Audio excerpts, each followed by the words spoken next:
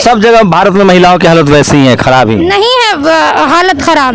अभी आप ये बताइए, मैं एक मुस्लिम घराने की लड़की हूँ, लेकिन देखिए मैं यहाँ प्रोटेस्ट में भी आई हूँ, मेरी एजुकेशन भी देख लीजिए, मैं तो नहीं हूँ। अगर इस देश में मुसलमान एसपी डीएम सीएम पीएम होता ना, आपके घर में कोई कांस्टेबल हो जाएगा ना, आप हो जाइए, आपका घर में कोई हो जाए, तो कोई आपके सामने आंख उठा के नहीं देख सकता। मुसलमानों की भागीदारी नहीं है सत्ता में, इसलिए हो रहा है। वही तो मैं कहना चाह रही इसकी वजह पता है क्या, वो भी बता दूं। हमें एजुकेट करना चाहिए ना अपने बच्चों को। मुसलमानों ने मस्जिदें तो बनाई, स्कूल नहीं खोले। जी, मुसलमानों को भी अपने स्कूल कॉलेजेस। और आपके घर के जो अभी मर्द हैं वो आपको अभी भी दबाव में कह रहे हैं कि आप बात मत करो। सर नहीं, किसी का कोई प्रेशर नहीं है हम पर। नमस्कार, मैं शंभू कुमार सिंह और आप देख रहे हैं नेशनल दस्तक। दिल्ली में 27 लोग की मौत हो गई है आज आग लगकर। एमसीडी के जिम्मे था कि उसको अग्निशमन दस्ते का परमिशन क्यों नहीं मिला। बीजेपी की जब से सरकार आई है, प्रधानमंत्री का 2 नारा है, बेटी बचाओ बेटी पढ़ाओ।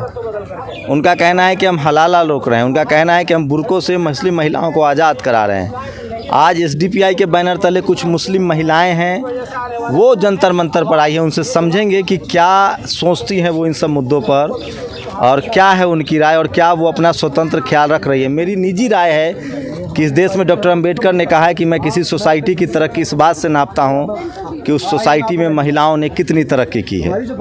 चाहे वो एससी हो, एसटी हो, ओबीसी हो, माइनॉरिटी हो या जनरल हो, हर समाज ने अपने वर्ग की महिलाओं को धर्म के नाम पर, तो लिंग के नाम पर दबाया है।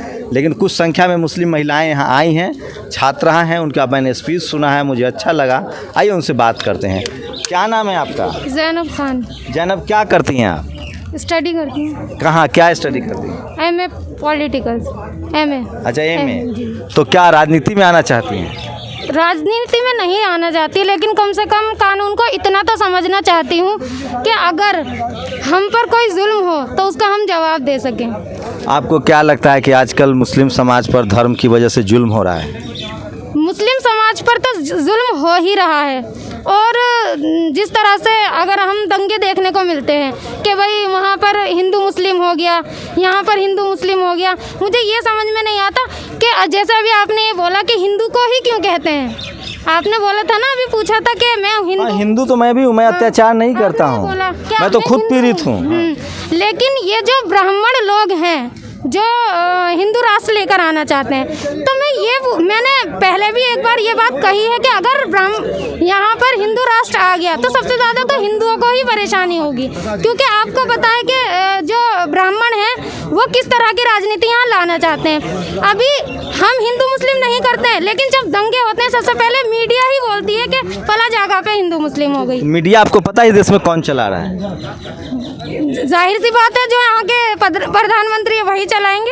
अच्छा, एक बात जैनब, पहले अपने बारे में बताइए, क्या लगता है आप लोगों की जो मुस्लिम कम्युनिटी है, जो मुस्लिम महिलाएं हैं, उनको मुकम्मल आज़ादी है घर में? क्योंकि वो लोग कह रहे हैं कि मुसलमान बहुत कंजर्वेटिव हैं, वो अपनी महिलाओं को अधिकार नहीं दे रहे हैं। सुन तो लीजिए, जबकि मैं पैगंबर साहब को मानता हूँ, उनके विचारों को मानता हूँ। उन्होंने कहा था कि मुस्लिम महिलाओं को तिजारत करना चाहिए, व्यापार करना चाहिए, पढ़ाई लिखाई करना चाहिए। क्या वो प्रैक्टिकल में आज जो मुस्लिम धर्म गुरु हैं या जो मुस्लिम फैमिली है इस प्रैक्टिस को मान रहे हैं? जी देखिए, मैं आपको एक बात बताती हूँ कि किसी भी धर्म के बारे में बात करने से पहले हमें उसकी कंप्लीट नॉलेज लेनी चाहिए, है ना। और दूसरी चीज़ ये है कि कोई भी धर्म का इंसान क्यों ना हो, हिंदू हो, मुस्लिम हो, कोई भी क्यों ना हो, जिस वक्त में जैसे शराब को ले लीजिए आप, शराब हराम है लेकिन सभी पीते हैं, एक मुस्लिम भी पीता है। तो बात यहाँ किसी मुस्लिम में, किसी धर्म में, किसी कानून की नहीं है, बात यहाँ है मानने की। अगर मतलब सब जगह भारत में महिलाओं की हालत वैसी ही है, खराब ही नहीं है हालत खराब। अभी आप ये बताइए, मैं एक मुस्लिम घराने की लड़की हूँ, लेकिन देखिए मैं यहाँ प्रोटेस्ट में भी आई हूँ, मेरी एजुकेशन भी देख लीजिए, मैं तो नहीं हूँ। अभी एक घटना हुई हाल में हैदराबाद में, एक मुस्लिम लड़की से एक शेड्यूल कास्ट लड़के ने शादी कर ली। इस देश में SC, ST, OBC constitutional terms इस्तेमाल कर रहा हूँ, सवर्ण समाज के लोग हत्या करते आ रहे हैं। ये पहला मामला था जब मुस्लिम समाज ने एक दलित युवक की हत्या कर दी। इसको कैसे देखती हैं आप?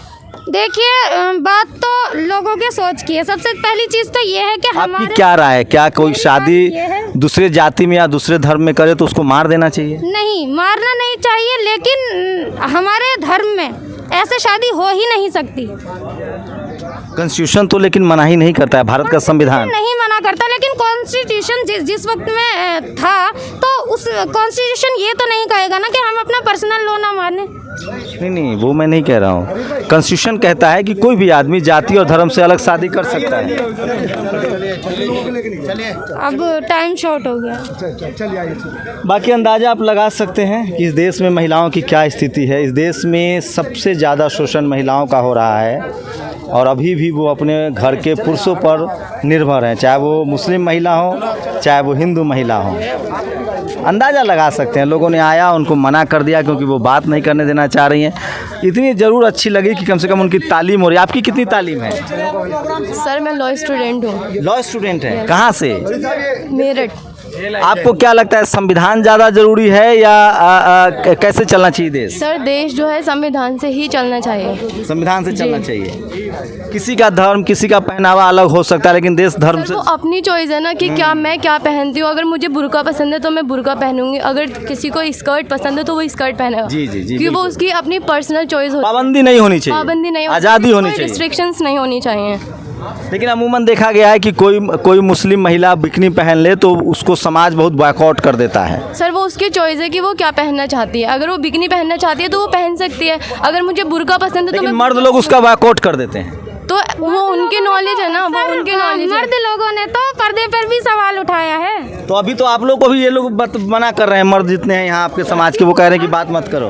कहाँ बात नहीं करो, अभी हमारे पास टाइम शॉर्ट है ना, हमारे पास टाइम शॉर्ट है, हमारे पास टाइम शॉर्ट है सर। हमारे मर्द लोग अगर हमें मना करते तो हमें यहाँ नहीं लेकर आते।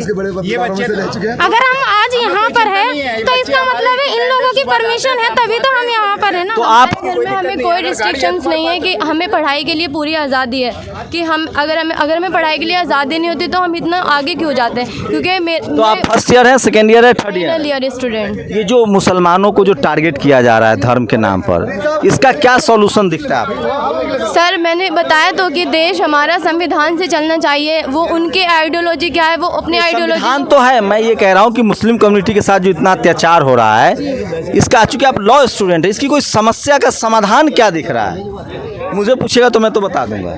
आपको क्या लगता है, आप बताइए पहले। सर मतलब इतना मतलब दोनों को इतना फ्रीली उनको मैं बताऊं क्या समस्या का समाधान है। अगर इस देश में मुसलमान एसपी, डीएम, सीएम, पीएम होता ना, आपके घर में कोई कांस्टेबल हो जाएगा ना, आप हो जाइए, आपका घर में कोई हो जाए, तो कोई आपके सामने आंख उठा के नहीं देख सकता। मुसलमानों की भागीदारी नहीं है सत्ता में, इसलिए हो रहा है। वही तो मैं कहना चाह रही हूँ। वजह पता है क्या, वो भी बता दूं। हमें एजुकेट करना चाहिए ना अपने बच्चों को। मुसलमानों ने मस्जिदें तो बनाई, स्कूल नहीं खोले। जी, मुसलमानों को भी अपने स्कूल, कॉलेजेस। और आपके घर के जो अभी मर्द हैं वो आपको अभी भी दबाव में कह रहे हैं कि आप बात मत करो। सर नहीं, किसी का कोई प्रेशर नहीं है हम पर। हाँ जी, किसी का कोई प्रेशर नहीं है। तो आगे क्या करेंगे, तालीम लेकर क्या करेंगे? आप इस प्रेशर को इस तरीके से देख सकते हैं ना कि हमें ये मतलब इजाज़त मिली है कि हम प्रोटेस्ट, अगर हमें तो तालीम आगे वकील बनने के बाद क्या करेंगे? सर मुझे जज बनना है। जज बनना है? Yes, चलो, नेशनल दस्तक की तरफ से आपको बहुत बहुत बधाई। बस एक सवाल का जवाब दे दीजिए भविष्य की जज साहिबा। कोई आदमी अगर किसी धर्म को दूसरे धर्म से शादी कर ले, जो हैदराबाद में हुआ, वो सही था या गलत था? वो उसकी अपनी चॉइस है ना सर। लेकिन उसको मार दिया गया, उसके घर वालों ने उसको मार दिया। सर वो गलत है ना, वो गलत है। शुक्रिया मेरे सवालों का जवाब देने के लिए। देश आपको आप पर फक्र करेगा। हाँ, आपका क्या नाम है? और हाँ, ये देखिए, ये मैं लगातार मैं फिर कह रहा हूँ, मेरी कोशिश है कि मैं लोग जा रहे हैं। रुकिए ना भाई, मेरी कोशिश है कि मैं उन तमाम सवालों को पूछूंगा जिस पर बात करने से लोग कतराते हैं। इस देश में आज धार्मिक ध्रुवीकरण हो रहा है, तो उसकी वजह है कि लोगों ने बात नहीं की है, स्कूल कॉलेज पर बात नहीं हुई है। आखिर देश को पता तो चले कि मुस्लिम महिलाएं भी क्या दबाव में हैं। इस देश की सारी महिलाएं दबाव में हैं, ज़रूरत है उनको खुलकर सड़क पर आने की। पूरी बातचीत कैसी लगी, आपकी प्रतिक्रिया बहुत ज़रूरी है। शंभू कुमार सिंह, नेशनल दस्तक, जंतर मंतर, दिल्ली। नेशनल दस्तक की आपसे गुजारिश है कि अगर इसको बचाना चाहते हैं तो नेशनल दस्तक को सब्सक्राइब करने के लिए रेड कलर के सब्सक्राइब बटन को दबाएं, फिर बेल आइकन की घंटी दबाएं। नेशनल दस्तक को बचाने के लिए बहुत ज़रूरी है कि हर खबर को शेयर करें, लाइक करें, कमेंट जरूर करें।